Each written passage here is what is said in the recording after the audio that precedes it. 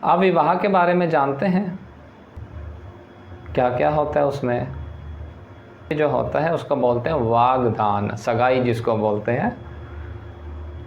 पहला चरण विवाह का वो होता है सगाई।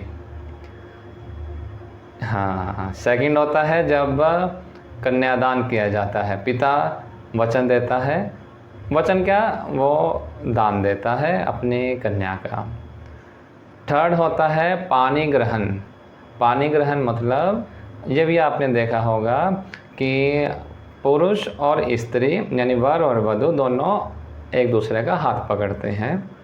उसके बाद फिर सप्तवेदी आती है, जो अग्नि के इर्द गिर्द जब 7 चक्र लगाए जाते हैं, फेरे लिए जाते हैं, सप्तवेदी उसको बोला जाता है।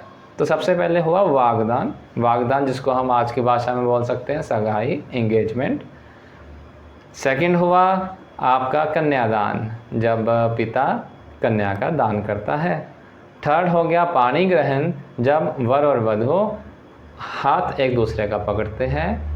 एंड फोर्थ लास्ट है सप्तवेदी, जहाँ पर अग्नि को साक्षी लेकर के आप गृहस्थ आश्रम में प्रवेश करते हैं। ये विवाह हमने देखे हैं ऐसे, बट थोड़ा सा आज हम धर्म सिंधु एक ग्रंथ है, उसका मैं आधार लेकर के आपको कुछ ऐसी चीज़ें बताऊंगा, शायद वो आपको चकित भी करें और कुछ आपको ऐसी भी लगेंगी कि आप उनको फॉलो कर रहे हैं। तो धर्म सिंधु में 8 प्रकार के विवाह कहे गए। कितने प्रकार के? 8। पहला विवाह है ब्रह्म विवाह। कौन सा विवाह? सर्वश्रेष्ठ, उत्तम, इससे बढ़िया कोई विवाह होता ही नहीं है। इसमें क्या होगा? सबसे पहले वेद अधीन ये चलेंगी प्रक्रियाएं। ये मतलब नहीं है कि आप परोसा जा रहा है नॉन वेज, वो वेद में नहीं आता। डीजे चल रहा है, वो भी वेद में नहीं आता। जो एक्चुअल विधि है उसके अनुसार जो विवाह होता है, इसका कॉन्सिक्वेंसेस क्या आता है वो भी आप जब देखेंगे। और क्यों ये इस संदर्भ में 31 श्लोक को पहले करने से मैं ले रहा हूँ वो भी समझिएगा। ब्रह्म विवाह, ब्रह्म विवाह में क्या है कि सबसे पहले क्या होगा?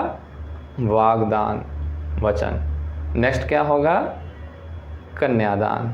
थर्ड पानी ग्रहण, फिर सप्तवेदी, यानी कि अग्नि की साक्षी में आपका पूरा विवाह हो जाएगा। कहीं मैंने ऐसे बोला कि कुछ लिया या ट्रेडिंग होगी? कुछ नहीं होगी। नेक्स्ट चलता हूँ। अब ये जो विवाह होगा ना, यानी कि इसमें क्या है कि वर और वधू एक दूसरे को नहीं जानते बिल्कुल भी। जो आपने दिखाया है ना, थोड़ा सा इसमें आपके मैं ज्योतिष को भी इंट्रोड्यूस करूँगा।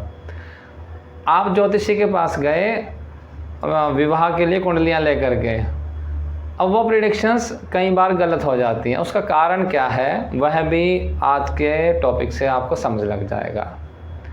जो पहला विवाह मैंने बोला ब्रह्म विवाह, ब्रह्म विवाह में वर वधू को नहीं जानता, वधू वर को नहीं जानती।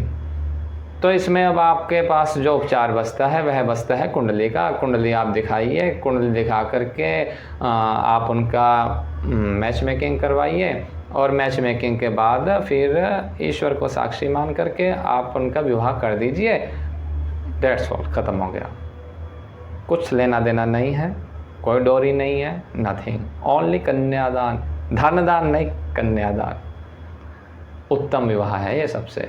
और कहते हैं कि शास्त्र बोलते हैं, धर्म सिंधु बोलता है कि ब्रह्म विवाह से जो आपकी संतान उत्पत्ति होगी, आपके 10 आने वाली पीढ़ियाँ और 10 जो बीत गई हैं पीढ़ियाँ, उन सब का उद्धार कर देगी।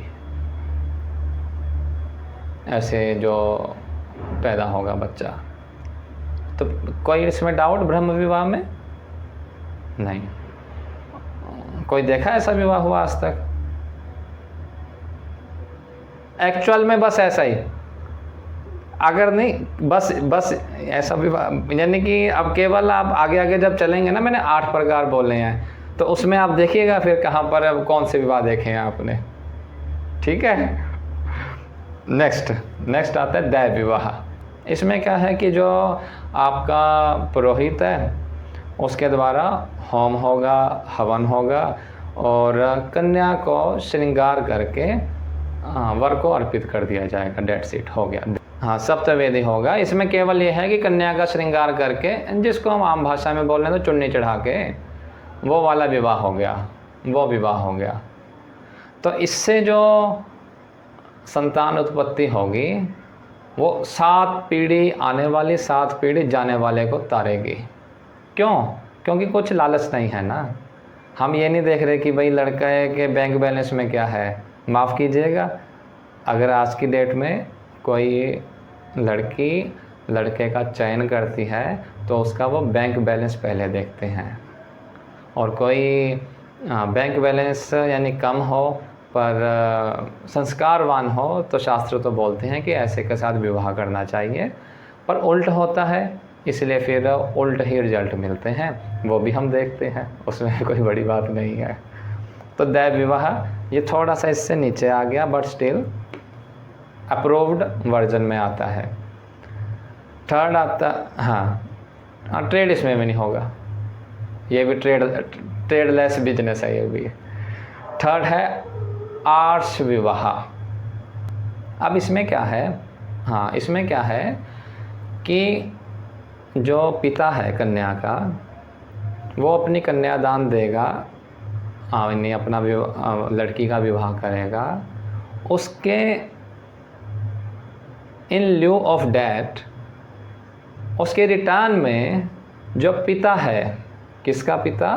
वर का पिता, या वर या वर का, यानी वर पक्ष से कुछ यानी राशि लड़की के पिता को मिलेगी। उल्टा हो गया है। तो ये अगेंस्ट नहीं माना गया शास्त्रों में। इट इज़ एक्सेप्टेबल कि जो लड़के का पिता है, वैसे शास्त्र क्या बोलते हैं कि वर के पास से बछड़ी सहित गाय का 1 या 2 दान स्वीकार किया जाता है। दान की फॉर्म में ये होता है। ये यानी जो वर है वो देगा वधू पक्ष वालों को। तो इससे जो संतान उत्पत्ति होगी वो 3 जन्म पूर्व के और 3 जन्म बाद के ताड़ने वाली होगी। ऐसी अद्भुत शख्सियत का जन्म होगा। स्टिल इट्स बेटर, कोई यानी in a way you are helping the, जो यानी वधू पक्ष है उसका हेल्प कर रहे हो, तो इसको बोलते हैं आर्ष विवाह।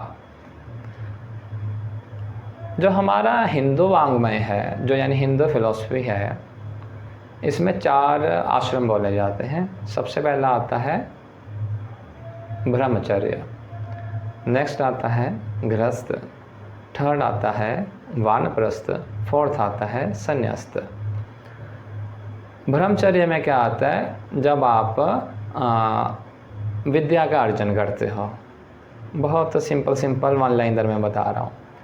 गृहस्थ आश्रम क्या आता है? जब आप एक हाउस होल्डर बन जाते हो, धन का उपार्जन करते हो, अर्थ का उपार्जन करते हो। वानप्रस्थ क्या आता है? जब आप आपके बच्चे हो गए, उन बच्चों को फैसलों में इन्वॉल्व नहीं हो रहे, उनको गाइड कर रहे हो बट उनके साथ इन्वॉल्व नहीं हो रहे, अपनी स्टैंपिंग नहीं कर रहे कि भाई ये ठीक है वो गलत है, ये नहीं आप कर रहे, वो आगे वानप्रस्थ। यानी कि आप परिवार में रह तो रहे हैं पर परिवार में रहकर भी परिवार से अलग हो, ओनली गाइड कर रहे हो, एडवाइज़र हो। चौथा आता है संन्यास्त। अब आप पूरी तरह से सोसाइटी की अपलिफ्टमेंट के लिए, अपने समाज के उद्धार के लिए, आपके भीतर जो गुण है, आपने जो समाज से इतने साल तक लिया, उसको अब देने का समय आ गया, सो होता है संन्यास्त।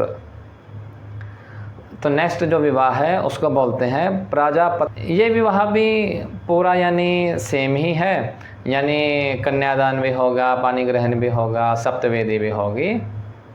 पर इस विवाह में जो वर है, वर से वचन लिया जाता है कि आप संन्यास्त में एंट्री नहीं लोगे।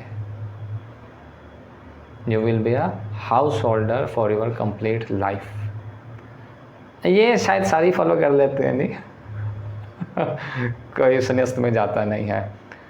तो यहाँ से अब जो संतान उत्पत्ति होती है, जो धर्म सिंधु शास्त्र है वो बोलता है कि 6 पूर्व के और 6 आने वाली पीढ़ियों को ताड़ता है। ताड़ता मैंने कि जो संतान आपकी उत्पत्ति होगी वो इस तरह की नहीं होगी जैसी जो यानी आगे बोलूँगा उससे आप समझ जाओगे, अच्छी होगी, बढ़िया हो गई। अब ये तो थोड़े हो गए अच्छे विवाह, अच्छे यानी मन को लगते हैं, सुनने में अच्छे लगते हैं। बट विवाह हम देखते कौन से हैं और हम करते कौन से हैं, अब थोड़े वो आने शुरू होंगे। 4 विवाह समझ लगते हैं।